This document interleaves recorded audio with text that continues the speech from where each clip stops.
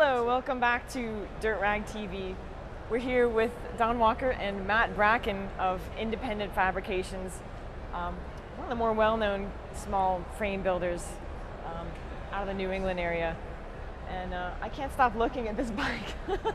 I'm sorry, I'm like, he brought it in and I'm like, you know, drooling at it. It's a carbon fiber road bike with, what kind of lugs are those? Those are titanium. Okay. They're painted over. It's a VW Aquarius blue. We kind of stole that. And Oh, then okay. we put a little extra white lightning through all the clear. It's actually, that was an anniversary present for my wife last year. She's Oh, really? Gorgeous blue eyes. She's blonde and blue eyes. It's an awesome bike. Where exactly are you located? We are in Somerville, Massachusetts. Okay.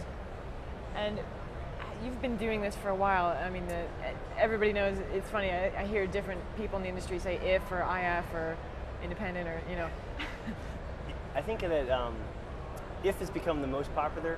Okay. There are some people that like to say independent fabrication, and it's Americans by trade, we're lazy, so we say IF. Yeah. Or IFAB, IndieFab. It's all good. IndieFab is one of my favorites. How did you decide to get involved with the North American, with NABs?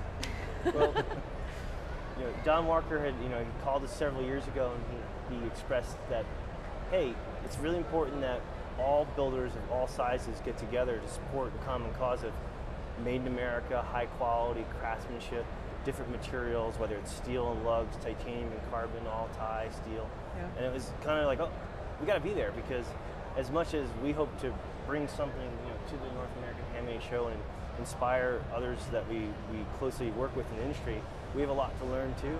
And Yeah. at the same time, more important, you have this direct connection to these different men and women, these cyclists who buy your bikes.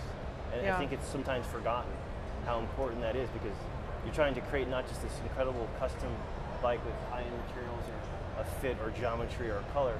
You're trying to create an experience for these customers that Yeah. is unmatched by a lot of things that are out there. And a lot of us that are small builders, we kind of take that for granted. We know that. But Right. when you get the chance to, it's like a fraternity and sorority of sorts to mess around with a lot of people that are like you. It's very enjoyable. It's been a great experience for us as a company. Yeah. How often have you participated? Just The last 2 seasons, so Okay. 66.6%. Yeah, I forgot to mention the show's had three running so far. Yeah, we've completed 3 years. We're starting our 4th. Yeah. Okay. And how do you choose the bikes to bring? Do you bring them all, or like how? Well, it's a great question. When we first came, we came with the traditional types of products that we sell and we design all the time. Mm-hmm. And we felt shy. Yeah. When we came back from that first year, it was like, oh my God, we didn't come out with our game face, or wow, there's so much stuff going on. Yeah. We need to come back next year with a kind of wilder side of IF that we have in-house, and we do it for our own stuff, but we don't show it. Mm-hmm. But then we came back, I think, this year, and it was a lot of fun to do a lot of bikes that we normally wouldn't do. Yeah. I know that you like that bike. Yeah, I do. I have never spent any time on a really light road bike, like any significant time, and I'm like, I have fantasies of getting on and blasting up some hill. Yeah, You know. the key to any high quality bike that's custom made for a different cyclist is that if it fits properly and you enjoy it, you'll ride more. Yeah. Even on days when you Yeah. just feel terrible. That is so true. It's true of any sort of equipment like that. If it's you spend more money from the get-go, you're going to use it more. You're going to get more out of it. Well, I think that the one thing that the North American Handmade Show has done very well is when you look at the combination of these very talented builders all across this country and all these great places. The trick is, we know that the function of the bike, these different builders can do exotic stuff in great quality, but it's the form. Yeah. It's just some exotic, beautiful things. And when you get all that stuff together, you create just this incredible Yeah. fusion. And we take it for granted. Some days I think we almost forget that's what we do for a living. Right. It's important to keep remembering that. Yeah, that's interesting to see that, hear about the synergy that you get from meeting up with other frame builders. And They're pretty wild. Like when you look at after the show, several of the builders get together and they have a band, and it's called the Mother Fluxers. And The Mother what's the name of the Fluxers. band? the Mother Fluxers. So the Mother Fluxers drink a lot of beer and Yeah. they play a lot of good What do you music. play?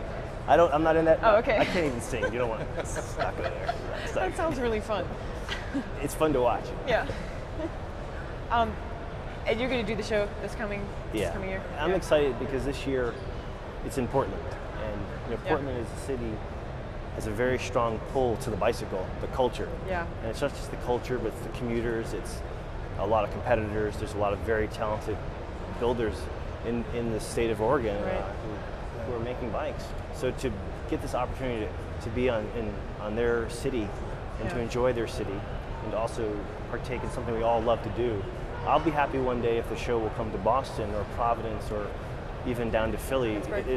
As the show evolves and changes, and maybe it will move around, that they will get the chance to see all these other places. Because cycling isn't unique to one city.